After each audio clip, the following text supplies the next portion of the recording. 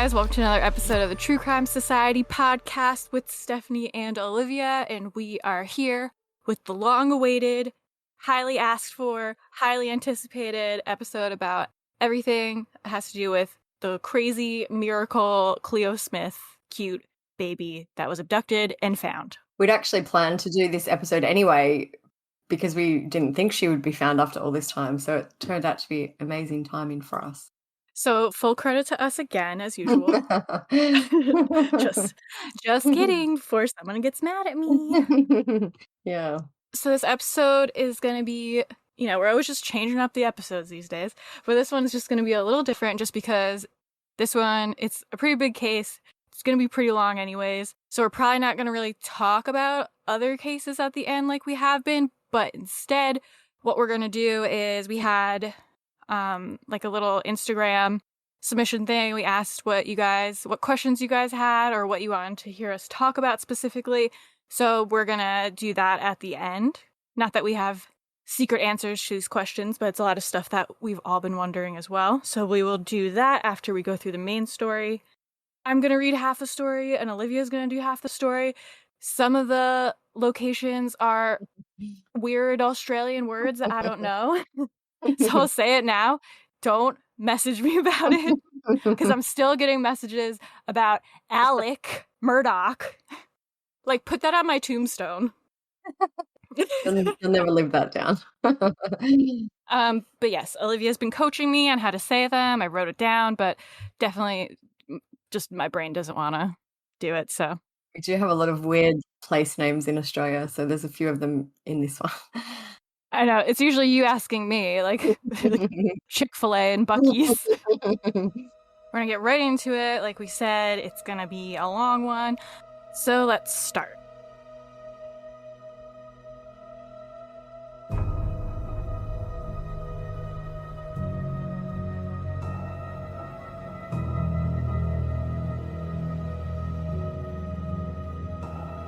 If you know anything at all, call the police because we want our daughter back. And she wants us. Our daughter, Isla, she needs her big sister. We need her home.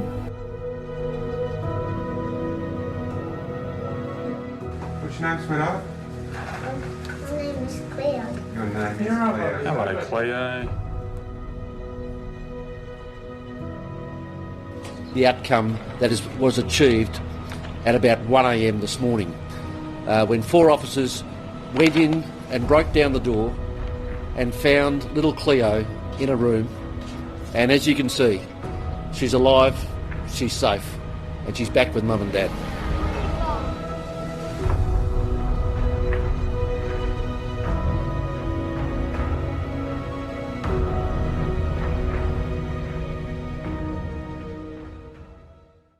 Cleo Smith is a 4-year-old girl who went missing on October 16th, 2021 from Western Australia. Her story, like we just said, had totally unexpected outcome. She was missing for like 3 weeks. Everyone assumed the worst, sadly, but that's usually how these stories turn out. And one day I get a text from Olivia saying they ducking found Cleo instead of fucking.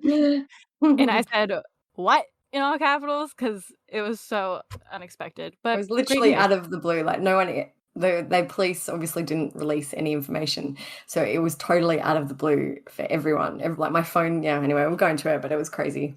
Yeah, I was making dinner and my phone was vibrating and like no one talks to me besides my boyfriend who I live with. So I was like, who's texting me? And I was like, maybe it's Olivia with like an update on something. And I was like, nah, there's nothing going on.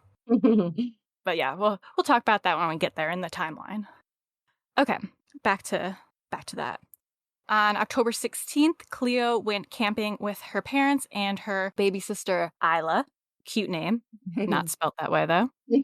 Her mother is Ellie Smith, and her mom's boyfriend, stepfather type situation is Jake Glidden. I'm pretty sure Jake is Isla's dad. He's just not Cleo's biological dad. But he's been around for a long time, I think, with Ellie, Cleo's mum. Yeah. So Ellie Smith, mom, Jake Glidden, dad, Isla, baby sister. They all went camping on the 16th. Just for a little bit of background info, Ellie works at a beauty salon in Carnarvon, and Jake works for a mining company in Rio Tinto. They were at a camp area near Carnarvon in Western Australia known as Quubba Blowhole's campsite. The area they were camping in is pretty remote. This is according to the Carnarvon Visitor Center website. It says the Blowhole's campground, also known as Point Quubba, is located along the Quubba coastline nearby the awe-inspiring site of the Blowholes. It is located just 75 kilometers north of Carnarvon on a bitumen road. Powerful ocean swells force water through sea caves and up out of narrow holes in the rocks. Jets of water erupt into the air, sometimes up to a height of 20 meters, creating a spectacular sight. Just 1 kilometer south of the Blowholes is a calm coral-filled lagoon known to the locals as the Aquarium, with fish and shells in abundance and a white sandy beach, making it a perfect hangout spot for the family or even a beach picnic. The lagoon is an ideal spot for snorkeling, especially for those least confident in water. So sounds like a nice spot. Beautiful by the photos. Like Western Australia is absolutely stunning. The oceans are aqua, and it's a very at the moment too, they're closed from the rest of the world because of COVID. So they're not letting anyone in, even from other states in Australia. So it's very, at the moment, it'd be so quiet and pristine and would just be beautiful. Jealous. Cleo and her family allegedly arrived at the campsite the night before she disappeared, which would be October 15th. They set up their campsite, and it's believed that Cleo went to bed around 8 p.m. that night. Their camping setup was a multi-room tent that had a divider separating the kids and the adults. So Cleo was set up in one room on a mattress, and Isla was in a little cot next to her, so they kind of had their own room. I know some people, and we'll talk about this later too, but people are like, how did they get taken from a tent without anyone waking up and things like that? So, I mean, it is a bigger tent with separated rooms. Still a little crazy, but less crazy than a small baby tent. And then Ellie and Jake were on a blow-up mattress in the next room. Cleo was wearing a pink and purple Bonds brand sleep suit to bed that night, and you've probably seen that pictured in her missing posters and things like that. Ellie said that Cleo woke up around 1:30 a.m. that night, which was kind of weird. It was originally reported that there was an interaction between them at 1:30 in the morning, which kind of set off. People were already like suspicious of the parents, but when the news says stuff like that, I feel like it kind of just added fuel to that fire.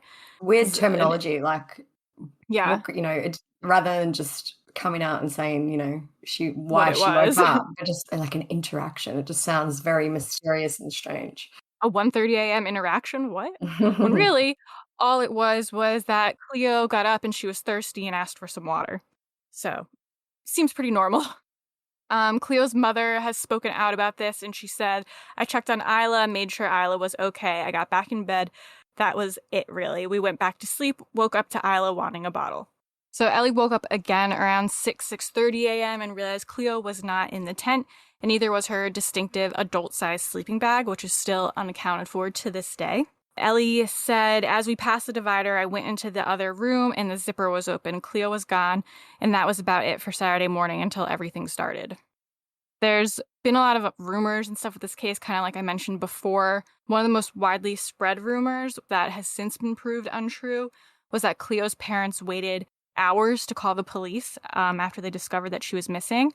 But the police did end up releasing a timeline, and it does say that Ellie called the police at 6:26 a.m., which is very prompt and quick considering she woke up around 6. I think some of the kind of misinformation about that is possibly because of the time difference in Australia. So, for example, where I live near Sydney, we are 3 hours ahead of Perth or Western Australia. So I feel like that may have accounted for some of the discrepancy when people are like, well, she waited hours, but she didn't. It was that like the right time there. It was just a different time for everyone else.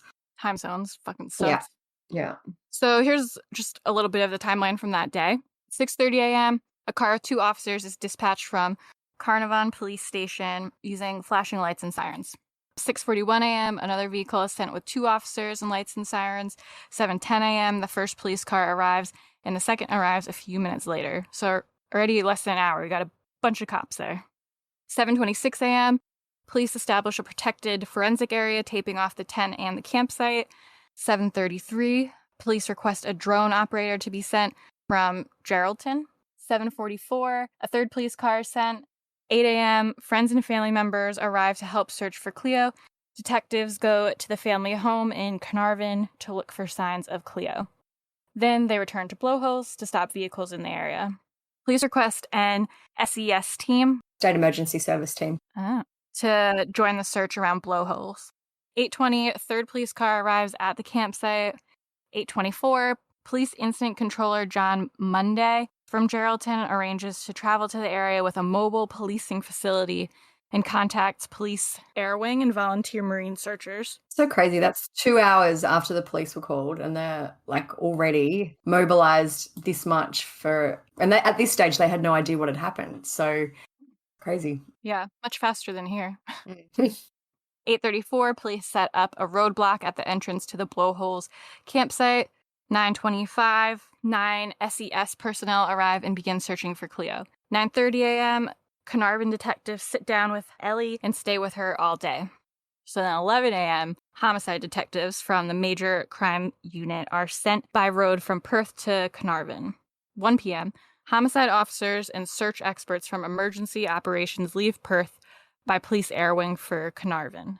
3 p.m., officers arrive in Carnarvon, and Ellie, she spoke a bit about the search for Cleo that day. She said, "We went looking, trekking, making sure she wasn't around the tent. Then we got in the car and started driving everywhere. We grew up here. We literally grew up 100 meters from where we stayed at the same age. So we just looked everywhere that we went as kids and we couldn't find her. We realized we had to call the cops because she wasn't here."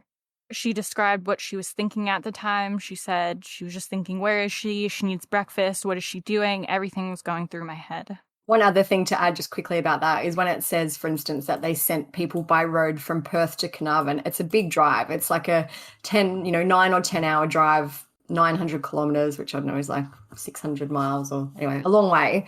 So they dispatched all these people within a few hours to drive for 10 hours to get to the site, which is interesting. Yeah. Clearly this was taken very seriously from the start, which is great. By 6 a.m, she had vanished. Her sleeping bag also gone, leaving a 5-hour window with a number of terrifying possibilities. And her uncle said she's not the kind of kid to get up in the middle of the night and go for a wander. A full-scale search is launched involving SES, aircraft, drones and sea vessels. Then, the next day... We are gravely concerned for the safety of Cleo. We're not leaving anything to chance. Police begin investigating the frightening possibility that Cleo was abducted. The area that this happened in, the campsite, it's full of dangerous obstacles for kids. There's mines, there's the ocean right there, there's rocks, there's cliffs. So not a great place for a kid to be lost in. So Cleo disappeared in the early hours of Saturday, October 16th, and on Monday, October 18th, homicide detectives arrived at the campsite to begin their investigation. Inspector Joe Monday said officers were stopping cars and caravans to search the interiors and take driver's details before letting the vehicles leave the area. He said, "We're trying to paint the picture of who was around here during the window of opportunity between the early hours of Saturday morning and 6 a.m. Saturday and what leads they could give us." Locals were asked by police to check their properties, garbage bins for any signs of Cleo or her sleeping bag. The bag was gray or black and bright red, so it would be hard to miss if you saw it. So from here, information started coming out in dribs and drabs as the days went on. Tuesday, October 19th, we learned that the tent was almost wide open when Ellie woke up on the morning that Cleo disappeared. She said after Cleo woke up at 1:30 and had a drink of water, Ellie checked on her daughter, Isla, before going back to bed in a separate part of the tent. A few hours later, she woke up to Isla wanting a bottle and noticed the tent was open. She noticed that Cleo's sleeping bag was gone and that the tent was completely open. And she said it was about 30 centimeters from open. I turned to Jake and said, "Cleo's gone." And that's when they knew there was trouble. I think a few people had trouble kind of picturing what she meant by this, but what I'm certain that she meant is that the zipper opened from the bottom, so someone had unzipped it all the way almost to the top, and it was a lot higher than Cleo obviously could have reached being 4 years old. So it was almost fully unzipped, kind of like an adult had stepped through it. Yeah, like it was too high for Cleo to have unzipped herself. I've read other comments that you can apparently get like child-proof tents where you open the zipper from the top so the kids can't get out. But obviously that was not this type of tent. It was one that the zipper unzipped from the bottom. So that's what they mean by about... there was a bit of discussion about it at the time, so I just thought I'd clarify. But yeah, so basically opened from the bottom to the top, and it was about 30 centimetres from being fully open at the top. Yeah. Basically, it was too high for her to have reached to have done it herself. Yeah. The public began questioning if Cleo was ever even actually at the campsite, because that's what we do. We just question everything. Yeah, and it's generally, like, stranger kidnappings are so rare, which I know we're going to go into now, but it's a lot of the times it's always the parents who are first considered. Yeah, immediately everyone was suspicious of the parents being involved, because the statistic here in America, over 460,000 children go missing every year. In 2015, only 0.1% of the missing children cases were the result of stranger abductions. So it is very rare, which is why usually when a child goes missing, the first thought is it was someone who knew the child. So this is how they knew that Cleo was there. She wasn't seen on any CCTV footage, but they said on CCTV footage they could hear Cleo talking, and that was their evidence that she was there, which isn't another thing that people side-eyed, but it is what it is. At this point in the investigation, people were starting to question, how could, if it was a true abduction, how could they have not heard the tent opening, and even like Cleo's sleeping bag would have rustled, that plasticky, whatever it is, polyester material. Like you would have thought there would have been a lot of noise. So it just seemed like there might have been some things that weren't adding up. Plus the stuff like they had an interaction, like that's all seemed very weird. So yeah, I think at the time it was very all weird and suspicious seeming. And I think coming right off of Gabby being like the big case before this, everyone was mistrusting everything. Yeah. So police interviewed more than 100 campers who had been in the vicinity of the Blowholes campsite during the time. Witnesses reported seeing a car that was believed to be a sedan in the early hours of October 16th, which is right around the time that she would have disappeared. The vehicle was turning south off Blowholes Road and headed for Carnarvon. Some campers reported hearing the noise of a screeching car tires around 3 a.m. the morning that Cleo disappeared. And the timing of the car sighting coincides with the sound that they heard, so it seems like that could have been the car rapidly leaving around 3 a.m. after Cleo was abducted. So it's kind of the first evidence we got that this could have been like a weird abduction. The witnesses were traveling north on the Northwest Coastal Highway on their way to work when they spotted the mysterious car leaving the campground. They were unable to give a description of the car or how many people were inside as it was dark. So the search for Cleo continues. More than 100 police officers were assigned to the case, named Task Force RODIA. I think it's rodeo because I've seen it sometimes in all capitals and other times not. So yeah, Task Force Rodeo. I know they just assign random names to these things. So that was Task Force Rodeo. Yeah, I would say so. The Australian Federal Police even used a reconnaissance spy plane. Home Affairs Minister Karen Andrews said the following during a session of Parliament. They're currently doing that in the case of 4-year-old Cleo Smith, who disappeared from a campsite in Western Australia. Our thoughts are with the family, and I can assure them that the advanced capabilities of federal law enforcement are being deployed to aid local efforts to find Cleo. Australians can be certain that we will continue to equip our law enforcement and intelligence agencies with the tools and the resources that they need to combat this very serious crime, and especially crimes against children. Nice. Reassuring.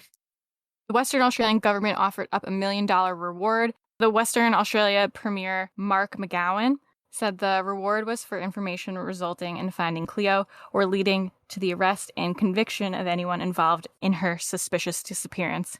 It's a very sad situation, a very difficult situation. Naturally, our thoughts go to everyone involved, especially the family and friends of Cleo. Today, we before I announce something, we have ensured that we have delivered all the resources that police have requested in relation to this case, and so police are working round the clock to try and find Cleo right now. We've we're going to offer a $1 million reward to anyone who provides information that leads to us finding Cleo. So the police are very keen to offer this reward to hopefully allow for us to discover the location of Cleo as soon as possible. And I just urge anyone who has any knowledge of the location of Cleo, please provide that information to police and ensure that we can provide some certainty and information to Cleo's loved ones and hopefully bring Cleo back safe and sound. He said, "We want to ensure police have everything they need to solve this case, and that's why my government has no hesitation in supporting police with this reward offer." So that's a lot of money.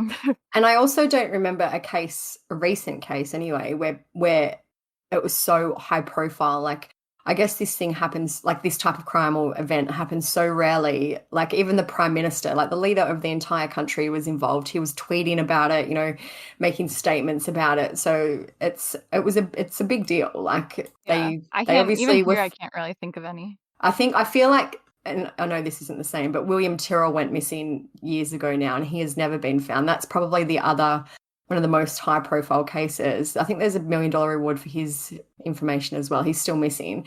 But, it just doesn't happen very often, and I guess they were just throwing everything at it. Everyone was aware of what was going on. It was just all over the news everywhere. Yeah, and I think that they were kind of afraid this would be another William case. Yeah. And it could have been. Well, yeah, I thought it was heading that way, but... Not to, jump ahead, but, I mean... Spoiler alert, I'm sure everyone kind of already knows what happens. But I feel like obviously the police kind of knew more than the public at this point. So using the $1 million to try to get actual leads into what happened to bribe people, because I feel like that's what they were trying to do. Well, I feel like that's what any reward is, but with such a high number. Like, if I knew something about this guy who was like, not really my friend, but at first I was like, I don't really want to get involved. If someone's like, for $1 million, I'd be like, hell yeah, fuck you. Even if that person was my friend, fuck you. So during a press conference on October 21st, police said they were looking for a body, and they believed Cleo had been abducted. They said, given the information now that we've gleaned from the scene, the fact that the search has gone on for this period of time and we haven't been able to locate her, it leads us to believe that she was taken from the tent. Cleo's mother made a few social media posts during this time about Cleo being missing. She said, "My sweet girl, come home to me." She wrote on a picture of Cleo holding an ice cream cone. And she said, "If anyone sees anything at all, please call 131-444. Ellie also told the media that Cleo was not the sort of child to wander off on her own and didn't even leave her side when they walked around shops. She said, "She's lazy when it comes to walking. She won't ride her bike very far. All she wants to do is go in the bottom of our pram. She would never leave us. She would never leave the tent. When she left, she was wearing a jumpsuit. She can't go to the toilet without my help unzipping it. She would come and get me just like she did for water." I think at the time too, like around the time that she said this, someone also messaged our Instagram page, and they had a kind of alleged story that they knew someone who was at the campsite at the time that Cleo went missing, and basically they kind of reiterated that the parents had said she was lazy, she wouldn't go anywhere, she wouldn't, and they actually used the word lazy as well. So maybe they said like she would just prefer to stay and play her iPad or something along those lines. So it was kind of the same type of message as It makes that. you feel like it must be true, because it's kind of a weird thing to say. Whereas what are the chances of the same exact thing being said twice? Yeah, and it's not like, if she were, some kids are runners where they'll run at first chance. It doesn't sound like she was like that. Yeah, I'm not either, so can't all be runners, Cleo. It's fine. As part of their investigation, police officers sifted through 50 cubic meters of rubbish that they collected from roadside bins. The rubbish was packed into 2 trucks and transported to Perth, where 4 forensic officers and 20 recruits spent 2 days sorting through hundreds of bags in an effort to find any items that may assist in the investigation. What a job. I know, and I know they also collected the rubbish from like thousands of kilometres. Like, it wasn't just the rubbish from the campsite and that surrounding area. It was from everywhere. I'm guessing they're thinking the person might have dumped it as they were driving, or dumped, clothing or a sleeping bag or whatever. But it was it was a really, really wide search and investigation for that part. Seems like a big effort, but it paid off. So Acting Police Commissioner Cole Blanche spoke to ABC Australia on November 2nd and said, "We're looking for disturbances in sand. We used satellite technology. We used aircraft to take high-definition photos. We really need to make a good quality mapping of that area to make sure that we cover every inch." Blanche said the initial search focused on looking for Cleo if she had potentially wandered off. Now we're in a stage where we need to forensically go over that ground inch by inch to see what disturbances might be in the nearby areas for any sort of evidence that might give an inkling as to what happened. Sounds like they were maybe looking for a grave or, something that had been dug and... Or even like tire tracks that were weird. Yeah, true, actually. Yeah. Footprints, things like that too. Because I feel like maybe they're trying to compare photos from before and after. Yeah, maybe. He also spoke more about the circumstances of Cleo's disappearance. Said, "I think it's more than likely an opportunistic type event. We know they got there on Friday night. It was getting dark, and there would have been limited opportunity for people to observe Cleo at the time. There's 100 people on the task force searching for Cleo, 50 locally and 50 in Perth. The working theory is that she was still in Western Australia because it was a high-risk proposition that someone would try to take her out of the state." Yeah, especially now, I know all the Aussies who are listening, they'll know that Western Australia is now essentially a fortress. They've said yesterday that they're not going to reopen to anyone until they reach, 90% COVID vaccination rates, which won't be till next year. So they are essentially cut off from the rest of the country even. You have to hotel quarantine if you're coming from certain states and different things like that. So it would be it's not just like as easy as it usually is crossing the border and driving in and out. It would be a big thing. Blessing in disguise, I guess. Yeah. But yeah, it was kind of created their own jail because you definitely can't come back easily. So yeah. Western Australia police also begged the public to stop trolling Cleo's family during the investigation. This was probably one of the first times in recent history that I could think of where police were literally like, "Leave the family alone, you psychopaths." Yeah.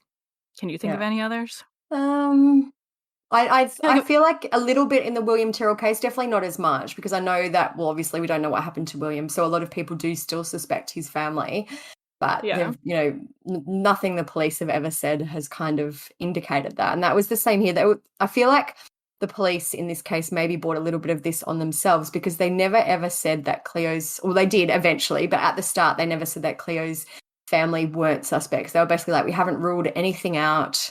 Yeah, I was thinking about that today and I was like, why wouldn't they have just done that? But then I'm like, maybe they wanted to give false confidence to the person. Yeah. Who and took I guess her, also investing. Maybe they just weren't 100% sure. Like, yeah, more towards the end, when just before Cleo was found, they did come out and say that Jake and Ellie had been nothing but cooperative, and they weren't, but they never even said they weren't a suspect. They said things like they weren't considered suspects. So it was just kind of the terminology they used was a little bit, I don't know. It definitely didn't help the trolling anyway. No, it just makes you think it must have been some sort of strategy to make the actual abductor feel like they're not on their trail, because automatically if they're like, well, the parents aren't suspects, then obviously they're looking at an abductor. Yeah. That's the only thing I could think of as to why they wouldn't have said it, besides not knowing early on. It kind of went the other way too, that people thought that they were saying those things about the parents, like, oh no, they're not considered suspects. They've been cooperative, to try and get them to kind of put their guard down a little bit. So there was just a lot of, this is why all the trolling was happening at the time. Yeah, there's a lot of mess, but we'll talk more about the trolling situation towards the end. So yeah, officers said there was nothing to suggest the account given by her parents was anything but accurate and truthful. The Western Australian Premier even chimed in about the trolling. He said, "I just don't get why all these people get all this courage when they get a keyboard and say the most horrible and shocking things that they would never say otherwise, so I just urge them to stop." It's like, welcome to the internet, dude. He's like a big old Jim. He doesn't really understand. This is like, I don't get what's going on. Why is anyone doing this? Like, listen, I get bullied online every day, sir. I urge people to go back to a sense of decency and civility towards one another, particularly people who are suffering, he said. So there was a GoFundMe raising donations for the search for Cleo. It raised over $87,000. The message on the GoFundMe, it said, "Hi guys, as most of you are aware, a well-respected family of our community has had a very traumatic experience with the disappearance of their eldest child this morning, Cleo. The land, sea, and air search has been extensive, with everybody involved putting in an amazing effort to help locate Cleo. From Sea Rescue to SES and 2 private local companies doing the air side of the search, Coral Coast Helicopter Services and Double R Helicopters, the effort these 2 small local companies put into this search is amazing, with Justin canceling a paid tour and bringing his larger helicopter up for a full-scale search involving 3 people in the chopper for the whole day. Richard from Double R also made an amazing effort to get up here and help. If we could all skip our coffees tomorrow or their night out and donate to this cause to help support these small local businesses for their efforts into this search and to help support the family to keep the search going and bring Cleo home. Thank you. So the GoFundMe wasn't actually run by Cleo's parents. It was run by, I'm guessing, a family friend. But they did endorse it and post it. So I know sometimes people side-eye GoFundMes because there are situations where it's all just a big GoFundMe scam. So, I mean, they weren't running it, but clearly they approved it. Feel kind of weird about the GoFundMe, and I don't want anyone to come at me and say, how dare you? But from even reading that message, they started that the day that Cleo went missing, when it was obvious from the start that the police were giving every single resource they had, like that $1 million reward. There was absolutely no lack of resources in this case, especially on day one. The first few days is when it was nonstop. And I also wondered when I saw the GoFundMe why it was needed. But I don't know. I guess maybe they were worried. But it's it still doesn't make sense to me because they said, today Cleo went missing this morning. So I don't know. Yeah. It seems very soon. I guess maybe people just really wanted to help and they had no idea what else they could do. And I don't know. I guess there's a lot of reasons. But it was, I feel the GoFundMe was a bit weird. Yeah. Maybe just early on, a lot of people, but it's weird because it was so quick, but I was going to say maybe a lot of people were just like, how can we help? How can we donate? Like you were saying. And then they're like, okay, let's make this so people can help and to give back to the companies that help. Yeah. But how many people would have been asking on day one? Yeah, exactly. Maybe if she had been missing still a month later, you might be like, oh, well, maybe we can try this, get these drones or helicopters or whatever.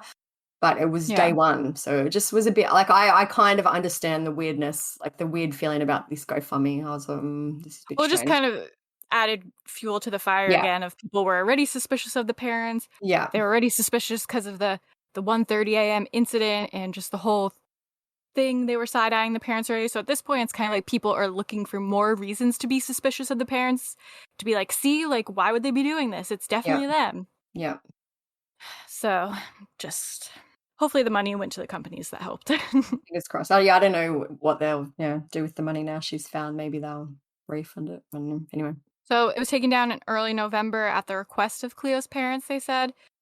We're assuming it's because they were probably being trolled about it, and considering that the government was offering up so many resources, they just realized they kind of didn't need it. It's causing more hassle than it was worth, yeah. Or it's still up as far as I know, but they turned off donations, so you can't donate anymore. Right. Yeah. So for weeks after Cleo disappeared, there were hundreds of police scouring for possible evidence all over the area. So the search never stopped, but things weren't looking good, obviously, at this point. By early November, Cleo had been missing for more than 2 weeks with basically zero sign of her as far as we knew. So like we said, it's super rare for missing children to be found alive after so long when they're taken by someone who isn't a relative, which is what police were kind of leaning towards this point, even though the public thought differently. An associate professor of criminology named Xanthi Mallet commented on the case and said, the likelihood of her being recovered alive was very low and getting lower as the days passed. For a child to be taken and found well after nearly 19 days, I don't think I've ever seen this kind of outcome. Me neither. Well, we have Jamie Kloss. I know. She wasn't really a child, but she was, but she wasn't as young as Cleo. Well, Jamie Kloss is our case in America. You guys have your own now. She was missing for months, wasn't she, Jamie Kloss? Or I'll talk about it later when it's relevant, but I do keep thinking of her because that was another one where they were like, was she sexually assaulted or wasn't she? But we never really got any real answers because she was a minor and because the guy was charged with murder already, so they didn't really need to charge him with sexual assault. Yeah. But we just never really found out any other info on that. There's definitely the other one is that AJ kid who went missing not long ago in New South Wales, but he was only missing for 3 or 4 days. So yeah, 19 days is a long time. Like, I really Yeah. felt I 100% thought it wasn't looking good for Cleo. Like, people would message us every day and say, what do you think? What do you think's happened? And I always look, I really, really don't know. I did have to say at the start, I thought maybe the parents were covering something up, or maybe, it was like a drug debt that Cleo had been taken as, kind of retaliation for, because there was just too many things that didn't add up. Like, how did they not hear her? But then as the time went on, I was like, maybe it really is a stranger abduction, because where is she? Like, I don't know. Yeah. I thought it definitely wasn't going to be a good outcome, though. No, me neither. I think I told you either the morning or the day before she was found, someone messaged on Instagram, and I was talking about it with them, and I was like, I'll be really shocked if they find her alive at this point. Yeah. And then they did. Usually, like, sometimes I'm not that, I'm like, oh yeah, but yeah, when it all started happening, I could not believe it. It was crazy. I know. Even just, I couldn't believe it at the time, and then going through all the stuff for the podcast, I was still just like, I can't fucking believe this still. And just even the story even gets wilder and wilder. Like, this is, it's kind of similar to Jamie Closs. She just could not really make any of this up. It's crazy. Like, it already took a turn, but it takes a fucking turn. They always say the truth really is stranger than fiction, which is absolutely the case in this one. Yeah, definitely. We're at now Wednesday, November 3, so 18 or 19 days after Cleo went missing. I was just, minding my own business, getting the kids ready for school. It was usual midweek. Wednesday is my busiest day, as usual. So my phone, it was about 8 a.m. My phone started blowing up, and they were saying, Cleo's been found alive. Can you believe it? So it all kind of came out very quickly. I think, some of the news stations just were like, Cleo's been found alive, no further information. And, as the morning progressed, they started releasing little bits here and there of information.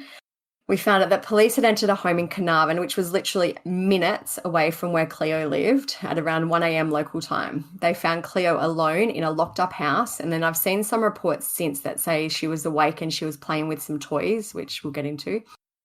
Detective Cameron Blaine is seen on the video that's gone kind of viral now. It's of Cleo being rescued. He's spoken to the media, and he said, I asked what her name was. One of the guys jumped up in front of me and picked her up, and I just wanted to be absolutely sure. I wanted to be sure it was her. I said, what is your name? She didn't answer. I asked her 3 times, and then she looked at me and said, my name is Cleo.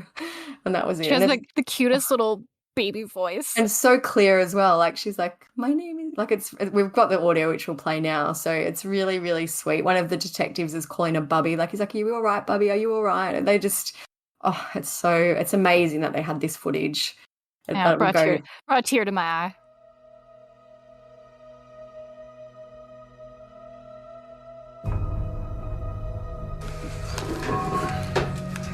We got her.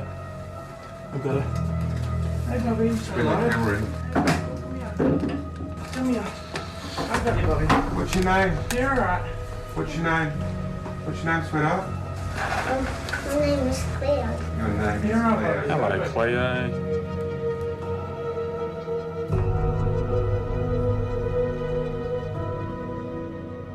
Can add this in if you want, but like a few people are like, well, the guy who asked her name was really harsh, but I actually think he was probably in a bit of shock. Like, he's like, what's your name? Like, he was kind of grilling her a little bit, but I think he was probably just like, is this really happening? Is this really Cleo?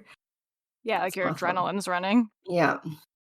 I just wanted to be absolutely sure that, it certainly looked like Cleo. I wanted to be absolutely sure it was her, so I said, what's your name? And she didn't answer, and I said, what's your name? She didn't answer again. So I asked her a 3rd time, and then she looked at me and she said, my name's Cleo. But I thought it was so cute also how she, instead of just being like Cleo, how she's like, my name is Cleo. It was so cute, yeah. My name is Cleo. Anyway, police held a press conference later on that day. They told us, the Cameron Blaine has spoke again about how he was in shock and he was elated. He said, we always hoped for that outcome, but we weren't prepared for it. It was absolutely fantastic. To see her sitting there in the way that she was, it was incredible. I turned around and walked out of the house. Not long after that, we got into the car. We called Cleo's parents and said, we've got someone here that wants to speak to you. It was a wonderful feeling. So I think from what I've read is that it all happened so quickly. They didn't even have time to tell Cleo's parents that this was all happening. So they would have got the call at 1 a.m. or whatever time, 2 a.m. just to, which I'm sure they probably wouldn't have been expecting either. Like, you would have to be thinking the worst after all this time. Wish they filmed them telling the parents, even though it's like kind of exploitative. I But know. I just feel like it'd be so happy. They haven't released it, but maybe one day they will if they have it. Yeah. So all we knew kind of at the time was that a 36-year-old man was, quote, assisting police with their inquiries. There were tons of online rumours going around about the identity of the man. Like people online were saying, I know him, he lives in this street, and they were throwing around a name, which did turn out to be right. But somehow Channel 7 released the name and photos of the wrong person. So basically there's two men with a similar name in a similar area, and they took a chance and got the wrong one. So they've retracted all their statements. They issued an apology. They even sent us a copy of it on our Instagram because we tagged them and said that we didn't think it was the right guy. They said, earlier on Wednesday, 7 News wrongly showed images of a man that were incorrectly labelled as the person under arrest over the disappearance of Cleo Smith. These were promptly removed, but 7 News apologises for the error. So I know there's talk of that, which we'll go into too, that there's going to be more to come from that mistake. Yeah, if I was handed a lawsuit on a platter, I would absolutely take it. The man, the real man, I guess, was pictured in an ambulance being taken to hospital on the Wednesday. There was some varying reports, and there still are, as to what his injuries were. Some outlets say that he was beaten by other inmates, while others say that he injured himself by banging his head on the cell wall in jail. Police said during a press conference on Wednesday that they hoped charges would be laid that day, but nothing came from it. We were waiting, but nothing happened. So Thursday, the next day, which was November 4, the man was taken to hospital again. Western Australia Deputy Police Commissioner Cole Blanche was asked about his injuries, but he said that there was no serious injuries. We've had to take him off to hospital again this morning. That's twice, he told Sydney radio station 2GB. He said it was important that before an interview takes place, police assure a person is of sound mind, healthy, fed, and has had sufficient rest. He said, so we've got to make all the right accommodations for this person so we can make the right decisions going forward today.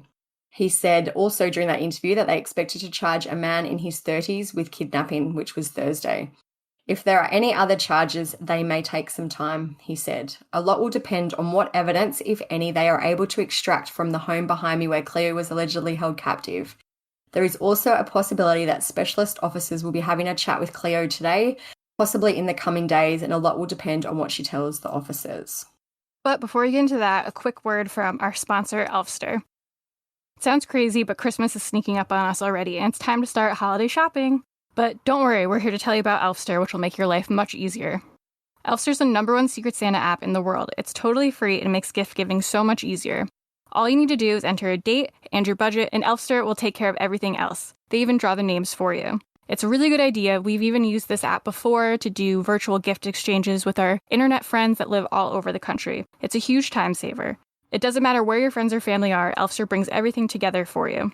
You can also use Elfster to make wish lists, almost like personal Christmas gift registries. You can add gifts directly from your favorite brands, including Amazon, Etsy, Fanatics, Nordstrom, Sephora, and Zappos. You could share the wish list among your family and friends, and everyone will get the gift they really want this year. More than 17 million people trust Elfster. It's the easiest way to shop from curated gift guides this Christmas. Download the Elfster app today or go to elfster.com to participate.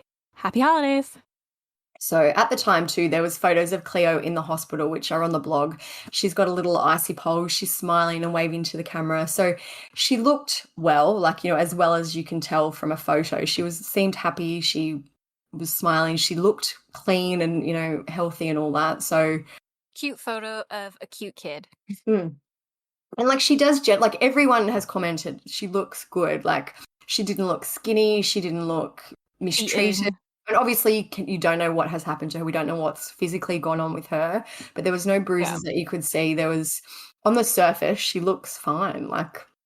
I'm sure, and I know that she will have a lot of things to work through after this, but physically from that photo, she looked fine. So later on the Thursday, the man in custody was finally identified and charged. His name was released as Terence Darrell Kelly, and he's a 36-year-old man from Carnarvon. After they released the identity of the real person, the other Terence Kelly, his name is spelled a little bit differently, and he also goes by the last name of Flowers, just depending on where you look, I guess. He said he spoke to SBS News, and he said, I got really upset yesterday. It put me in a state where I had to come to the hospital. They gave me drugs just to calm me down. What they did was go straight on Facebook. The first person they seen got through my photos and uploaded on social media and spread it around. not just in Australia. This is worldwide. So he said that he's looking into maybe a lawsuit against Channel 7. I was trying to think of what that would feel like, because part of me is like, oh, they said it was like a mistake, whatever. But then I'm like, could you imagine? This also happened with the Sandy Hook shooting at first here. They misreported that it was Adam Lance's brother. And then the brother had to start posting on his Facebook. He was like, it's not me. It's not me. But like, could you imagine your face being all over the news saying you abducted a child or shot up a school and you didn't? Yeah.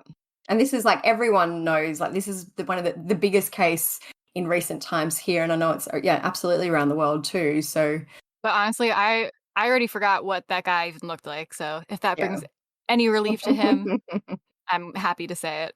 The other thing too is that so the real Terrence and I guess the mistaken Terrence are both Indigenous. They're Aboriginal men. So I know that the fake Terrence has been threatened, and like they've threatened him with spearing. Like there'll be a lot of like vigilantes, vigilante justice kind of out there. That's what had happened to him. He was threatened with that when people thought it was him. He's got his own, I think he's got a 3-month or a 6-month-old baby of his own. Like, it's a sad thing to have happened for him. Yeah, that's super scary, actually. Like, you must, for a while, have to feel like you're always looking over your shoulder, because what if someone saw the original news, it was like, hey, I know that guy, but then never saw the apology. Even when we made our Facebook page post about the real guy, everyone's like, this isn't him. This is the wrong one. I'm like, it's not. This is 100%. Like, no, this is the right one. Finally, it's the right one. And, everyone is reporting it, but people are still confused now. Like, there's always going to be that confusion about which one is the right one. Yeah, well, I hope that everyone leaves him alone. Absolutely. And that he gets a lot of money out of this. But this all comes back to the theme that we'll talk about later.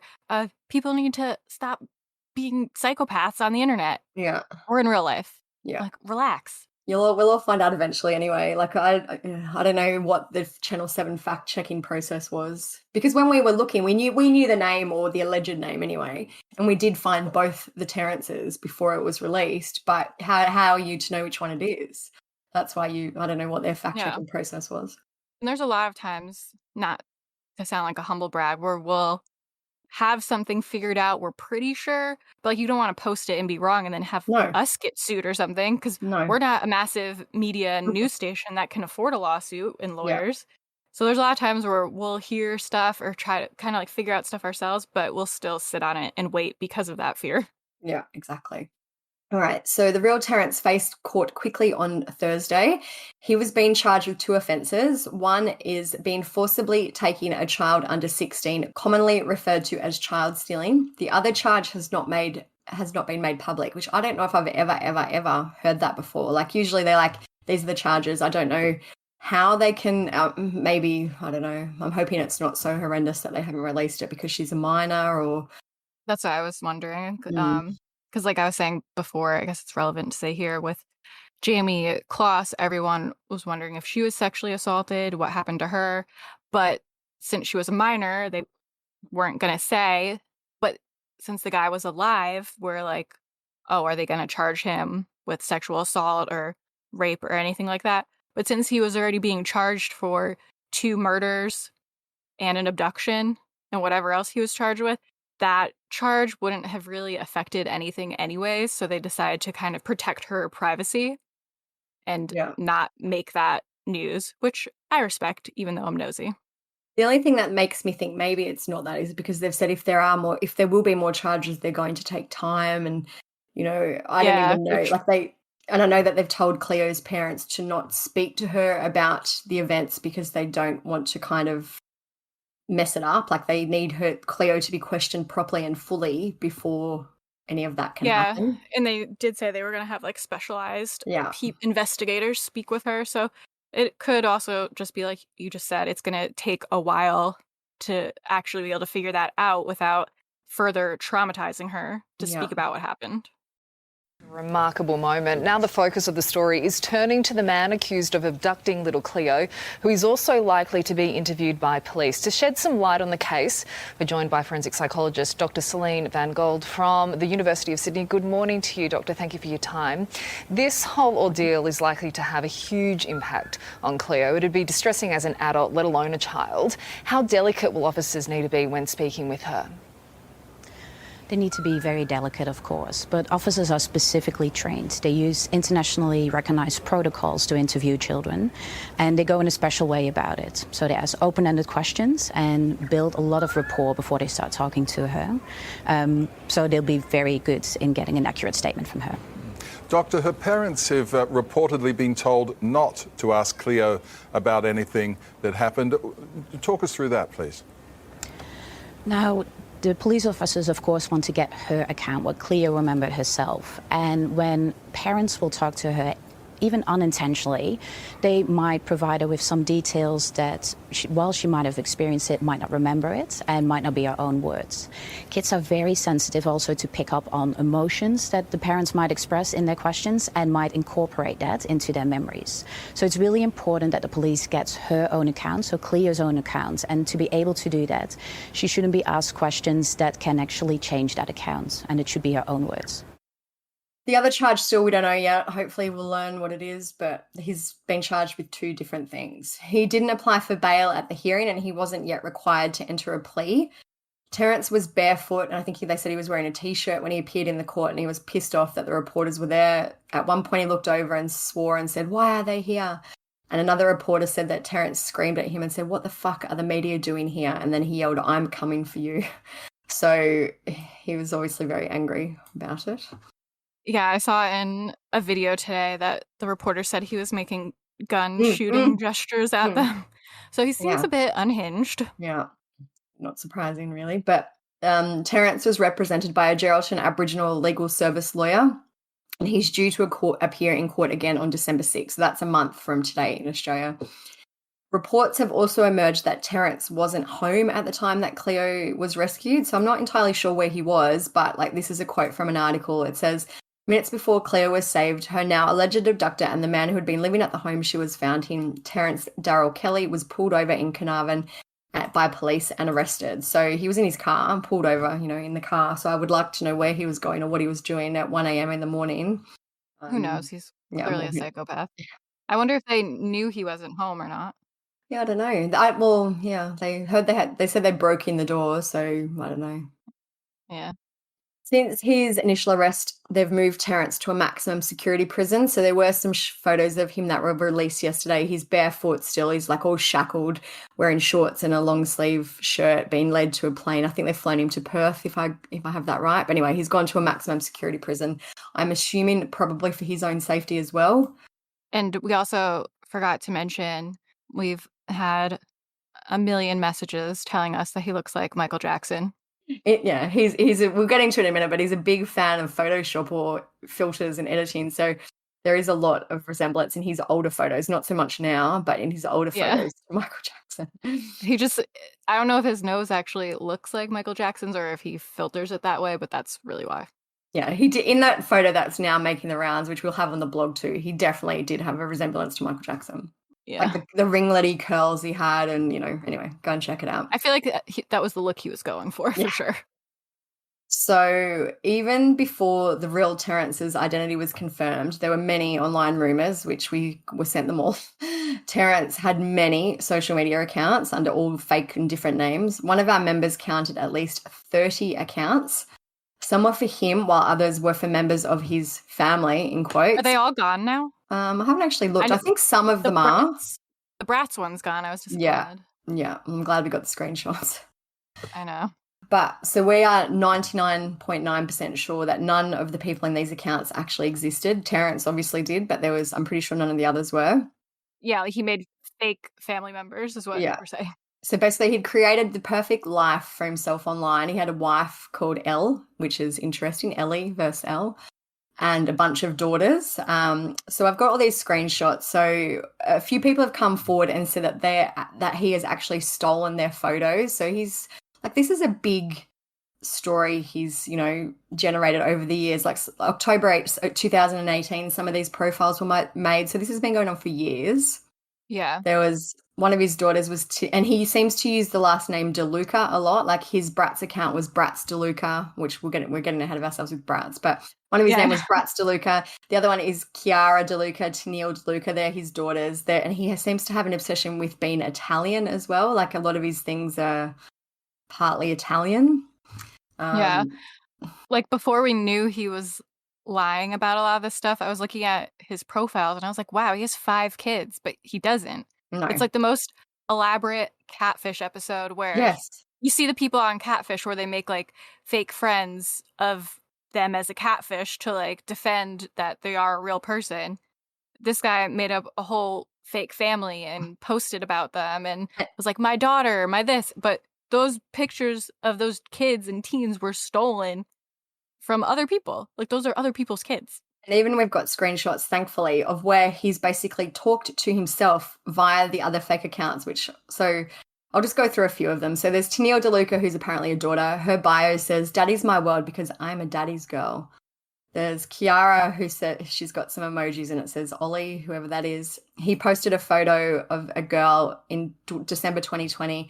It says, "My daughter, daddy's girl, my princess." There's also like a theme here, clearly. Yeah, a lot of daddy's girl. A lot of emojis, hashtags. There's another daughter called Natalia DeLuca. This profile was made in 2011. So this gives you an idea on, how long this has been going on for. Her profile says, "My parents, L Heart and Terrence," with a blue heart. So that's so creepy if the L was in reference to Ellie. Cleo's mom. Yeah. Because that's from 2011. Oh, I guess he could have updated it. Yeah, I don't know when he updated that profile, but it's a lot. And like there's an exchange here where he talks to himself. So someone who is him, Maria DeLuca writes, You're trying to copy your dad, hiding half your face. And then Natalia writes, "No way, LOL, hee, maybe."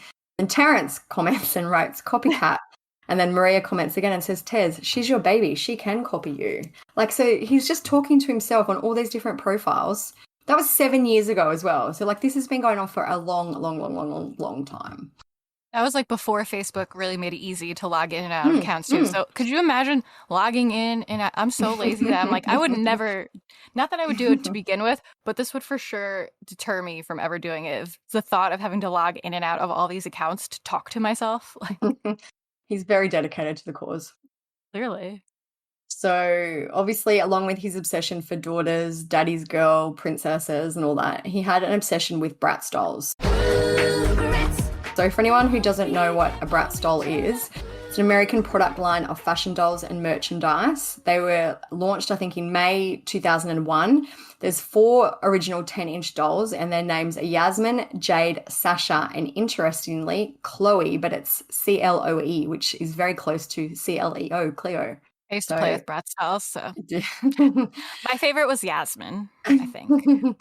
So these dolls are kind of, I think sometimes they've been said to be a bit inappropriate, like they wear short outfits, have boobs. They're very like sexualized in a way. They have big lips, they wear kind of slutty outfits. Barbie on steroids. Yeah. They have really big feet and shoes, high heels. Yeah. But as a kid, you're just like, wow, they're so cute and pretty. Yeah, and kids absolutely love them, but obviously some adults love them too. Yeah. So Terrence had tons and tons of his social media accounts dedicated to the Bratz dolls. As we said before, one of his accounts was the name Bratz DeLuca. He posted a photo of himself looking very Michael Jackson-ish. And the caption is, "I love my dolls." And then another one in March 2020, "Always a brat, mama's little brat." And then there's Chiara, his fake daughter, in comments speaking Italian. I don't know, it's so weird. And then Bratz DeLuca again posted with an emoji of a Bratz doll in December last year saying Bratz life. And then Natalia DeLuca commented underneath saying daddy with heart eye emojis. It's weird. Like, if that really was your daughter, you're not doing a good job of not making it weird. Just the whole thing, like you just cannot make this up. So even interestingly, on January 27, so this year, he has written as Bratz DeLuca, he said, I still have that talk about this with my son, 16, my eldest girls, 17, 19, and 21, plus my 11-year-old who is restricted to TikTok, about these dangers about online safety. I usually remind them of Carly's story, Carly Ryan. So Carly Ryan was someone who met a catfish online. It was a fair while ago now, and she was murdered. So you can look into that one if you want. But he's speaking about Carly's story. Also, one of my girls have had confrontations with boys and men asking for her phone number and photos on Instagram. Once before, we did report it and gave my daughter's phone to police to assist them because as an impact as a parent, it gives you goosebumps. And very real knowing predatory people can strike behind the screen and keyboard. I also feel the need to protect my kids more and their friends too, also other children around us. Please support and like the Carly Ryan Foundation. Like, this is creepy. It's just very messed up. Also, that whole thing was basically 2 sentences. Like, I know, that's no why I had to punctuation. kind of try and punctuate it a little bit as I went along. Yeah, it is a big wall of text. But as you said a billion times, he's made up this whole thing. Yeah. All the fake children, the fake police, this whole scenario. And especially it's with a picture that says, it's like a text picture. It says 1 in 3 teenagers say they have seen non-consensually shared nudes. So just adding that to this whole thing makes it really creepy. So on some of his Bratz accounts, he had posted photos, which we thankfully have the screenshots. But basically his house, or at least some of the rooms in it, were a shrine to Bratz. Like in this one photo, there's 5 or 6 shelving units of, 6 or 7 shelves each just filled with dolls. They're all in their packages, like mint condition. There's some Little Mermaid, Disney princesses. This is a full-on collection. It's not just 1 or 2 dolls. This is, one of those, when you see those shows about people who have crazy collections, this is what that is. He also posted he had another Facebook account called Terrence Tezkels. He wrote, dolls are supposed to be a children's toy. Even the adult-like sex dolls are creepy enough. These ones, the child ones, are more disturbing. Really good work, ABF, our frontliners, to keep these pervs off our street. It's really on his high horse. There's another photo too, and it's of him basically just posting a bunch of selfies, and he wrote something like, I like to go out in public and do my doll's hair and take selfies. He's got a Bratz t-shirt on in one photo, holding 2 dolls. This is a real proper obsession collection of dolls. I just tried to count all the dolls in that picture that we were just talking about, where it's like 5, 6, 7 bookshelves worth of dolls. Yeah. So it's at least 50 dolls in their boxes in that photo. In that one photo. So yeah, it's crazy. Because of there are these photos online, which I didn't even think to do, and I don't know, I'm kicking myself now. But people have been kind of analysing what they can see in the photos. So I know, I can't believe we didn't think to do this. Like, who are we? There's one photo of what kind of looks like a bed or a bed frame, and there's some creepy white binding, like it's like fabric that's been wound around. It looks like a wrist brace. Yeah. It looks like if something. you had tendinitis or something. But it's like attached to the headboard. Yeah. And then on the doll shelves, there's also a spool, like a big spool of kind of cord and wire. You just like, that's a random thing to have there. Yeah. There's a photo with all the shelving, and there's one of the bookshelves is blocking a door. So people are like, what is that? What's going on? Like, that could be just a closet or something that he wanted to block off. But there is a door that's been blocked by the shelf. And you can also see more of the bed in that photo. Of course, Bratz bedding. Yeah, yes. It's like a single bed with purple or pink Bratz, quilt and all that on it. And then there's another one where people have circled and said they think they see a knife. It looks more to me probably like a pizza cutter or something like that, but just a random thing to have on your bookshelf. I definitely thought it was a pizza cutter. Yeah, when I look at it now again, it's round. Like, it looks like it's a round blade, but whoever knows. Yeah, hard to say what it is. Who knows? One of Terrence's neighbours, Henry Dodd, has said that he saw him driving around with a bunch of dolls in his car about a week before he was arrested. He spoke to the Daily Mail and he said there were around 10 or 12 dolls, and they looked like he had picked them up somewhere after they were delivered. You could see them in their boxes like he'd ordered them online. They were all piled in the back of his car. I thought it was weird, but I didn't know anything about him collecting dolls or anything. I didn't know he had a whole room full of them in his house. Another neighbour has spoken to the media and said that he saw Terrence buying nappies, which are diapers, at the local supermarket. So people have been like, Cleo's 4. She might not have needed nappies, but she might have. We don't know if she was, fully toilet trained or night toilet trained or whatever. or maybe he just assumed that she needed nappies. So, Or because clearly he would go out and lock her in a room as well. yeah, true. But- So she didn't have any But toilet also, facilities. he could have been buying them for his dolls like a weirdo. Another twist. Yeah. So I know there was a bit of kind of misinformation too about if that person who had the information about the nappies or diapers will get the $1 million reward, but police have said that essentially no one will, because no one, like, that tip was never called in. That person just spoke to the media about it. Yeah, they So, spoke about, like, in hindsight, I guess. Like, when they Yeah. saw it, they were just like, oh, that's kind of weird. yeah, someone who doesn't have any kids is out. Like, I wouldn't necessarily, I don't know, think that's weird if I saw someone I knew without Well, kids. that's what I mean. It's like one of those things where in hindsight, you're like, oh, okay, that makes sense now. But like, if Yeah. I saw my random neighbor who doesn't have kids carrying diapers, I would just assume he was buying them for someone. Yeah. Or like, it's a baby shower. Like, I don't know. Your first thought isn't he must have a child locked in a room of brats. I don't think anyone's going to think that straight off. It's crazy. So, yeah, so police have come out and said that they don't think anyone will be eligible to claim the reward. I know some people are still kind of suggesting that maybe Cleo's parents have set this up in an attempt to get the $1 million, but there was another case where that did happen. I believe the child's name was Shannon Matthews, and her mother kind of orchestrated it to get the reward money, but police have said in this case they think it's unlikely that anyone will be able to claim it based on their scammy conditions. Yeah, just the way they wanted it. So one of these fake accounts that we've also found on Instagram actually followed Cleo's parents, Ellie and Jake. So, like, we've got a screenshot of it. He follows DeLuca Bratz, which was his other Instagram account, plus Jake and Ellie. Ellie follows 3 total people. So, and both the parents' accounts were public. Hers was, I know, right? Hers definitely was. I haven't actually looked at his again. I don't think he posted much on there anyway, but yeah, so hers was public, so now. anyone could follow her. Yeah. She probably wouldn't have even noticed. She's since made her profile private, smartly. But that's how he snuck in there. Yeah. At the time that we're recording this, police are still adamant that Terence is not known to Cleo's family, but I wonder if it's kind of the reverse and he knew them. I feel like he must have known them. If he knew them online, is the Elle versus Ellie thing a coincidence? But I wonder if he followed them, so he clearly... Yeah. Even if like, he didn't I know it's them. a smallish town, like, you know, where I live, it's kind of the same. Everyone knows everyone. Well, you know, obviously not everyone, but most people, you know of other people. So like, you recognize people. Yeah. So I wonder though if he followed them to the campsite. Like, I feel like it's just too remote and too much of a coincidence for him to live very close to their family home, you know, all these things to happen and then for it to still have been totally random. Yeah, I need to find a new word for strange or weird because that's all I say. And when I'm editing the podcast, I'm like, can you stop saying that? But it's just super peculiar.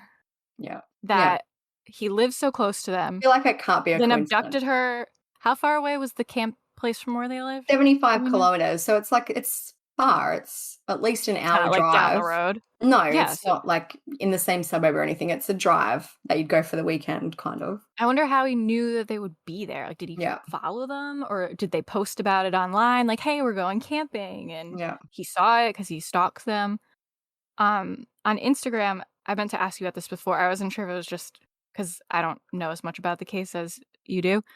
Someone messaged. Oh no, in the questions, someone said, could he have known them because they went to the same schools, like the parents and him?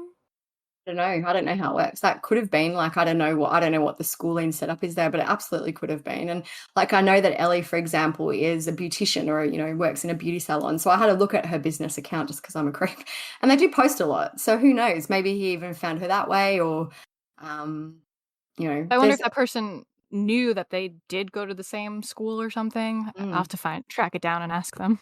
Yeah, I don't know. But like, I feel like there's many ways he could have come across them in that town. So I just want to know what, though. Yeah, me too. I suspect this was absolutely 100% not a random abduction on his behalf. Like, he knew she was going to be there and did it that way. Because otherwise, why go to all that effort? I'm sure there would have been a closer child he could have taken if he just wanted a child. Yeah. There's no way it was completely spontaneous in the moment that he saw her and took her, considering he lives near them, and then they were out camping an hour away and he also happened to be there. 3 a.m. in the morning, like, Definitely planned on his part is my suspicion. Me too. So some of the other points that people have sent to us is that as we mentioned before, one of the Bratz dolls is called Chloe, Chloe, which is pretty close to Cleo. Chloe has blonde hair. She has blue eyes and kind of a light skin tone, which I'm not sure what colour eyes Cleo has, but I wouldn't be surprised if they're blue because she has that same kind of blondie, look. So she has an Iceland heritage and loves to change her look. So, like, I wonder if he knew, like, her name was Cleo, and I don't know. And then he just, like, became obsessed, like she was a real-life Bratz. Yeah. Terrence is also rumoured to have had a Frozen obsession. I'm guessing this is kind of based on the other dolls that he had as well. And in the photo from the hospital, Cleo is wearing like a Frozen Anna and Elsa singlet tank top. So, obviously we don't know if this is what she was wearing when she was rescued. But in the video with the police, it looks like she doesn't have any sleeves on. So it could have been a tank top. But then again, that maybe her mum brought that to the hospital. We don't know. But it just seems like maybe, that people are discussing that maybe he just wanted a real life doll. She seemed clean, like her hair was very shiny and brushed, and it didn't look like she'd just been abandoned in a room for 3 weeks. It looked like someone had cared for her in terms of her, bathing and cleaning and food and all that type of stuff. Yeah, as weird as it is, that would be the best case scenario, sadly. Yeah, and I still do believe that may have been the case. Like, obviously it may not, we don't know, but I was thinking that until I heard about how, like, unhinged he was. Yeah, me too. And then I'm like, wow, he really is just like a psychopath. That made my heart sink a little bit when he was screaming, fuck you and all that. Like, I thought maybe he might be a little bit quieter and sad, and that's what I thought too. Yeah, but he doesn't seem to be that way. But, I don't know. We can only hope that is what the outcome will eventually be. Yeah. The Western Australian Premier, Mark McGowan, flew to meet Cleo and her family. They're a very humble family, very well-adjusted considering. Cleo was a delightful little girl who was playing in the backyard, and gave her the two teddies, which we named, and it was a lovely experience to meet her. She was, I thought, very well-adjusted considering, and the family were very appreciative of everything that had been done for them. So they're quite decent, fundamentally decent, honest human beings, and so they're really lovely people, and it was great to meet them and acknowledge what they've been through. He also took 2 teddy bears for Cleo and her sister, which was a cute little thing. And I know he said that Cleo had new Barbie shoes on and he accidentally stood on them and broke them. So now he owes her a new pair of shoes. That's funny. So Cleo's family also just last night issued a statement. It says, "We would like to take this opportunity to thank all those involved in the rescue of our daughter, Cleo Smith. In particular, we would like to thank Western Australian Police, all those involved in the initial search, the Carnarvon community, local businesses, and of course our family and friends. We are humbled by the love and support that we have received from not only our local community, but from the whole of Western Australia and across the country. We are so thankful that our little girl is back within our arms and our family is whole again. As we try to get on with our lives, we ask that you respect our privacy. Ellie Smith and Jake Glidden."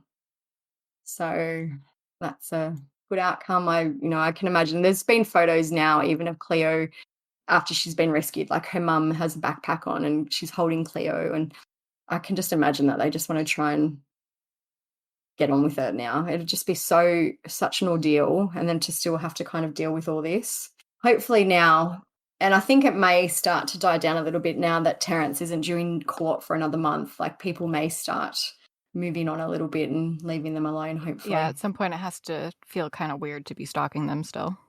We were just talking before we recorded, like, I don't really think there's going to be much more information to come out, at least before he goes to court. Like, I'm pretty sure the police are going to keep a lot of the details close to their chest. It's probably going to take them a while to actually properly interview her since she's so young. Yeah. I'm sure that will be a process that will go on for months even, maybe. So yeah, so I don't think we'll get too many more answers. No. Like, I know that the media are still carrying on about his Bratz obsession and his, all that stuff. But now that he's in jail and probably won't be seen again, I think it'll start to die down. Yeah. All right. Should we go through some of the Questions? questions I saved? Yep. So I screenshot some questions that we were getting on Instagram. I made a little post and asked what you guys want to know or what you wanted to hear us talk about. Some of you guys asked the same questions, obviously, so I'll say some of the usernames, but if you ask that question and it's not you, this is just the one I saw first. But generally, a lot of people asked if there's any evidence that she was harmed or assaulted in any way. Obviously, we're wondering that too. There's nothing that's come out about that, so we don't really have an answer to that one. They did say that she was physically okay, so I'm assuming that means she didn't have any injuries. Like by injuries, I'm meaning like broken bones or broken arm. Yeah, like, so I don't know about in terms of sexual assault if that encompasses that when they say physically okay. I suspect that probably doesn't encompass that, and I'm just hoping that, you know, she wasn't sexually assaulted. But in terms of, you know, bruises, black eyes, burns, you know, things like that he could have done to her. No. So that's what I take it to mean by physically okay. Yeah. And like we were just saying, it'll probably take a while for them to get that information. Yeah. A lot of people were asking us about people trolling the parents. One question we got from Garden Greats was just wanting us to talk about people harassing the parents. And it's not funny, but funny almost, because last episode we did on Daniel Robinson, we actually did talk about Cleo before she was found, and we went on a big rant about all of this, and I cut it all out just because it was easier, since at the point the episode was going to come out, she'd been found and everything changed. We weren't doing this episode anyways. So we'll talk about it again. Basically, we were saying one main point that we said, I think, was that it's fair to be suspicious of the parents. And I think especially in this case where there were so many weird things, like, you know, there was a lack of information, so a lot of people were kind of taking it upon themselves to guess, and, you know, even the information that we were getting from the police didn't really clear the parents at the start. So I think it's understandable that people were questioning them. We'll both admit early on we were both suspicious of the parents, but I think you can be suspicious of the parents like we are and talk about it privately with your friends, like your internet friends, just chat with people about it. But it's like a whole nother thing to actually harass the parents. And like, I would never, no matter what I thought, even in any case really, I would never go to someone's page involved in the crime that I didn't know or anything and just start bullying them. I think that's a crazy thing to do. Like, I just don't understand what they think is going to be achieved from this, especially in a case where you don't actually know. Like, you know I've seen people go on murderers things and write, you know, you're a coward, you're a whatever. That's maybe a little bit more understandable. But in a case where it might not be the parents, you know, might be, it might not. What is your trolling going to achieve? Yeah, and I think there's so many online true crime groups now, people talking about it. There's just a line in the sand somewhere where it's fair to say, like, oh, I'm side-eyeing the parents a little, I'm a little suspicious of the parents, than to just like totally double down that, be like, I know it's the parents, they're pieces of shit, they didn't react the way that I would react if my kid was abducted, and just to like call them names and stuff. There's like a more respectable way to talk about it.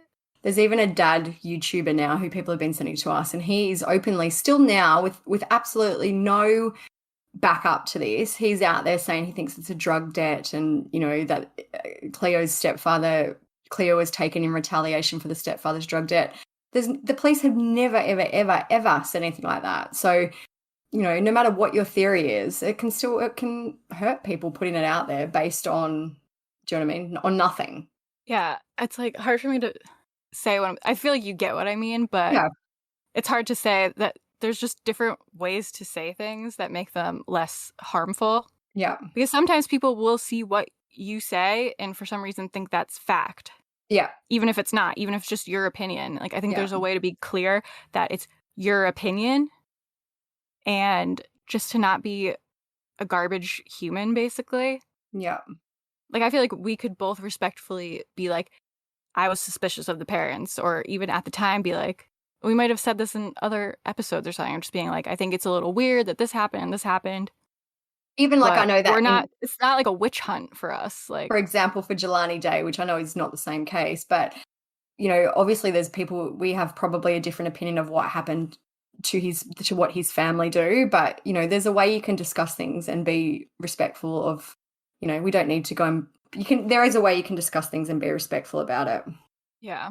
Yeah. It's just, even in any case, I feel, even if the person is a murderer, you don't need to go on their social media and harass them, because one, they're probably not gonna fucking see it. Yeah. Because they're arrested for murder. And they're not gonna care because, like, they murdered someone. They don't care that random person online is calling them a piece of shit. Yeah. I don't know. I just think we've always been very anti that. Like, we have in our groups, the rule is always don't go real life, which means don't message someone who's involved in a case that we discuss. Don't call them. Don't go to their house. Don't, you know, there's a million reasons why you should not be doing these things. And some people still just have no regard for that. And they think it's a smart and clever and funny thing to do. And it never, ever, ever is. I think that one of the differences is there's people out there who think they're going to solve the case and make a difference, and they're going to have this breakthrough Netflix crime documentary don't fuck with cats moment, where most of the time that's not going to happen. And I've always said to people online, because we've done this online for a while, like, I'm not trying to solve these cases. I just like to talk about them and talk about different theories with people who also like following crime. I'm not out there trying to investigate things myself. The most I'll do is, like, stalk out someone's social media or something and look at their pictures. Yeah. I'm not commenting on it. So I think people just kind of need to take a step back and stop trying to, like, insert themselves so much into these things and just be a spectator like us. Yeah. Talk about be like us. If you need friends to talk about it with, hello, we're right here. Yeah. I don't know. It's hard to, like, put it exactly into words, so I hope people get what I'm saying. There's just a difference between people like us who just chat about it and then people who go on a witch hunt for the parents or for whoever. I saw a lot of people, I was just thinking about it. There was a subreddit for Cleo, and there's so many posts being like, well, I hope the people who accuse the parents are going to apologize now. But yeah, they're owed a lot of apologies. So yeah, a lot of people brought that up. Kelly Menzies, she said, what in the actual fuck? What led them to this creeper? That's what I really want to know. We want to know that too. Like, apparently this guy, he was known to the police and kind of known for being troublesome of some sort, where people knew of him. But that's all we really know, right? Yeah, like, I don't know. I know that it's since come out, and they've apparently they were asking people, like, around the campsite and things like that, what shoe size they were. So I'm thinking maybe he left some type of footprint. I know that one of the things they said they did was they basically looked at every car that left the campsite and kind of tracked down every single car and where they went. I don't know how true that is, or I don't know. I did also, in the videos I was watching today, they said they had, you know, all the different CCTV cameras that were in the area that they were looking at, and they assigned one officer to each camera to go through all the footage and, like, literally investigate or write down everything that happened in it. Yeah. So, I mean, I know with shoes, if that was something, I'm assuming it's the same there, but in the US, there's a shoe database where you can put in all the different characteristics of the bottom of a shoe into this database, and it'll pull what kind of shoes would leave those footprints. I saw it when I took forensics in college, and they showed it to us. So they could always have found out what type of shoe it was, and then where that shoe was sold in the last however many years, and then stores could keep that information on record, like who bought the shoe. And that is sometimes how, I don't know if that's what happened here, but I'm just saying that crazy stuff like that happens. But I'll be interested to hear how they did come to this conclusion that it was him. It's funny when we're talking about the shoes, because every single thing I've ever read about this Terrence guy always says he's barefoot. Like, he was barefoot when they arrested him. He was barefoot in court. He was even barefoot getting on the plane to go to the maximum security prison. So maybe that's what it was. There was a literal footprints. Yeah, maybe. But And they're like, well, this no, guy never wore shoes. I figure there must have been other things, like maybe they were able to kind of triangulate phones that were in the area because it was pretty remote, so there wouldn't have been a whole lot of, you know, cars and phones and things like that that they would have to go through. I don't know. Hopefully they tell us more. They haven't really said. They've just said it's based on, you know, the forensic investigation and hundreds of hours and hundreds of people investigating. So I'm assuming going through like all the CCTV too, like and hearing about a car, if you see this car a few times in different ones, like it was probably a lot of narrowing things down. Yeah, like for instance, if there was like a gas station or a service station somewhere along the way, they could have got the footage from there, you know, tracked down every car that drove past in that 6-hour period or whatever the time period was. So like I'm sure there are, and that's why it took 3 weeks nearly. So yeah, I don't know. They obviously did a great job. I hope one day, which I think we will learn more because they have seemed very proud of it. And, you know, it was crazy, amazing detective work based on what they've said. And they've said there was no tip that led them to the house. So that's, you know, it seems like it was all or mainly detective work anyway. Yeah. And especially if he was also kind of known to them for being a weirdo. Yeah. Another thing some people were asking, specifically the one I screenshot is from Maddie Carver, said, how did her parents not hear the tent being opened? Yeah. That's still something I don't think the parents are involved at all at this point. I'm not one of those people being like, it's all a big conspiracy. But it's still crazy to me that this guy unzipped their tent, which is loud to begin with, went in there, took her and her sleeping bag, and left, and no one heard anything. People I are wish saying, I was that heavy of a sleeper. Yeah, people are saying Cleo didn't wake up. If she would have woken up, she would have screamed. But that is not true. Well, in my experience, that isn't always true. Like I've got an 8-year-old daughter, so even older than Cleo, and we can pick her up and move her. I could put her in a car, she wouldn't wake up.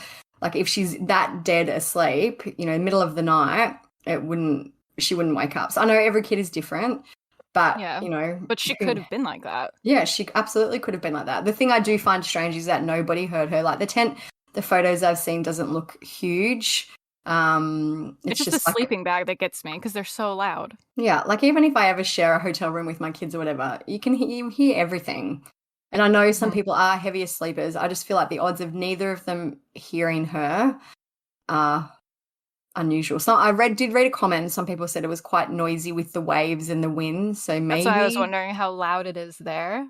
Maybe that's part of it, but yeah, I don't know. It's unusual. Like I just also think it would have been noisy. The zip of the sleeping bag, you know, But then again, it's also like you know when you step on the base of a tent and you can hear it. Like it's all plastic and polyester and whatever else it is. Yeah, everything's crinkly. Yeah.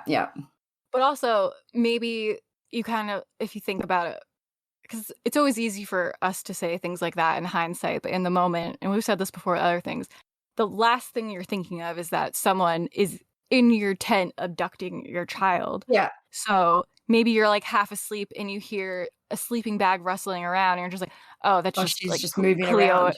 Yeah, that's just Cleo and her sleeping bag moving around. And it says they did camp a lot. So obviously, you know, I'm sure they're used to the noises like that. So yeah, it's just they could have heard it. And thinking about it now, like if I heard some rustling in the other room and it was like someone breaking into my house and doing something, I still don't even think that I would be like that I would put that together because it's just not the first thing you think of. No. Yeah, exactly. It's like the nappies. That's not the first thing that you'd think of, is that someone's buying nappies for their abducted child. Yeah, like it's easy for all of us to say in hindsight online, being like, how did they not wake up? And I still feel that way, but then also just trying to think about how they didn't hear it. Yeah. Maybe they did, but it just doesn't seem like a massive red flag. It's not like he came in there talking, screaming, where they're like, there's a man in the tent. Like, and he could have also just covered Cleo's mouth. Yeah. I don't know. Well, one day. But I agree that I still think it's crazy that they didn't hear anything. But I guess it happens. Absolutely. Someone asked, any update on the Gabby Petito case? No. No, that's not what we asked about. But also still no. We still had some people saying still feel suspicious of the parents, still feel weird about the parents. I mean, I get a lot of people feel that way. I don't feel that way personally. I feel like I don't understand how the parents and all of this would be connected at this point. The only thing I can think in terms of it actually like being a loose connection is that he knew them, like he knew the parents, he knew Cleo or knew of them anyway. Like I don't think that it's anything the parents did or, you know, as like a drug debt or anything like that. So I think it's just him possibly becoming obsessed and, you know, whatever else. Yeah. Besides that, I just don't get what there would be to be suspicious about them in the sense that Cleo wound up with this guy. Like, I really don't know. Yeah. A lot of people just saying, what the actual fuck? Because that's kind of how we all feel. I feel like the majority of questions are about how did they not hear? Was she abused, which we don't know. And a lot of people wanted to just know more about the abductor. So hopefully we covered that in detail. And a lot of people wanted to know, does the family have any ties to the abductor? Which we've touched on a few times. We don't really know. It seems like he might have been stalking them somehow. Don't know how they would have. The police haven't said how they would have crossed paths, how he would have found them, if they really knew him. They just said that he's not really someone they know. But it seems like he probably stalked them in some capacity since this happened and since he followed their Instagrams. One thing I didn't add in, which I've read, is that he apparently lived with his grandmother or was very close to his grandmother, and she passed away recently-ish, like in the last year or, you know, in a shortish time frame. So people are wondering if maybe he was kind of a carer for her, and then if he needed, you know, he had no one to care for anymore now that his grandma had passed away. So maybe that was part of his reason for taking Cleo. Again, I don't know if that's true or just speculation about, you know, but that's something that I've seen raised online, which is a little bit interesting. Yeah, I mean, clearly he's mentally ill in some capacity, and that probably didn't help. Hopefully he doesn't get off for, like, insanity or something. Yeah, I don't think he will. I don't know. No, because a lot of planning would have had to go into this. Yeah, and it seems like, you know, obviously we don't know everything, but it seems like he did care for her. Like he had clothes for her, he had nappies for her, she was fed, like, you know, as I said, she didn't look horrendous. So there was some planning have gone into this, which also makes me think it has to have been premeditated. Like he just didn't rock up at the campsite and hope to find a child. He knew he was going to find Cleo. Or even just he knew, I think that he did plan to abduct her clearly, but even if he was just like planning to abduct a kid and got all these supplies, like. Yeah. One thing that we did get on the Instagram, which isn't a question, but we had someone message us yesterday and they're like, why are you guys highlighting this? This person is clearly mentally ill. How dare you make fun of someone who's mentally ill, basically, which we're not making fun of him at all. We've just said this is his social media. This is all his public posts. But I went through our feed and basically every single crime that we cover has to do with some type of mental illness. Like Gloria Williams was clearly mentally ill. Her and her boyfriend were clearly, there's something going on there. Even like Alex Murdoch or whatever his name is, you know, there's obviously some type of, I don't know, I'm not going to diagnoose these people, but there's obviously something going on. Like, there's like narcissism for him. Yeah, there's very rarely a crime, I feel, where there isn't some type of mental illness. Like even Chris Watts is probably, I don't know, a psychopath or a narcissist or something. Again, I'm not diagnosing, but I'm saying there's obviously things going on. So I find it that there's no way you can really have a true crime community without talking about these things. Otherwise, what else are you going to talk about? If you can't talk about people who are mentally ill, most of them are. Yeah, no, I think most people I get that there's crimes of passion and stuff like that, but just to be able to even kill someone or to do half the crimes we talk about, I feel like you have to have some sort of mild mental illness at least. Yeah. But I don't think I get what the person's saying of like, we shouldn't make fun of them. And we're not really making fun of them. Like you could say all of this as without any humor to it at all, and it would still be absolutely fucking absurd. Yeah. But I think it's not right to say we shouldn't talk about people who are mentally ill committing crimes, because if anything, it just shows that people that are mentally ill need more support. People have always said this. There's not enough support for people with mental illness. Like it's something that is still kind of stigmatized. People feel ashamed to talk about it. Maybe if this guy felt comfortable enough to see a therapist or go to a psychologist, go to a doctor, talk to someone about his problems. If he felt confident enough to do that, maybe none of this would have happened. Like, not specifically this situation, but if people felt more comfortable seeking help for mental illnesses or talking about it, a lot of these situations might be able to be prevented. So I think we should talk about it, and people should realize that it can be dangerous. Yeah. I just want to reiterate too, we never make fun of him. All we've spoken about is his Bratz obsession, which is all his public information anyway. Like, he posted it all. He was very proud of his Bratz obsession, it seems. So, you know, I feel like that is part of who he is, and who are we to... If he didn't abduct a child, we wouldn't even know about it. Exactly. So... And I also found it interesting that the person who sent this didn't say anything about the Gloria Williams, you know, which is the most recent one where there was obviously some mental illness going on. No comment on that. It's true, though. Even with that situation, if more people stepped in to help Gloria, or if she felt confident talking about, or if she just like felt confident in seeking help, or if another family member of hers saw the signs of this mental illness and stepped in, that's another situation that could have been prevented. So I think it's fine to talk about. We're not bullying them for being mentally ill. No. It's just a fact. Exactly. So if you're going to message me and say I'm bullying them, that's my answer. We're really not bullying anyone. If you want me to bully this guy, if you think this is me bullying someone, I got a surprise for you when I really bully someone. But I think that's really it. We'll obviously keep posting about this on Instagram and our other social media platforms for the days following, and for anything that happens about it. If you guys want to talk about it, definitely follow us on Instagram, because we always post little polls and questions and stuff.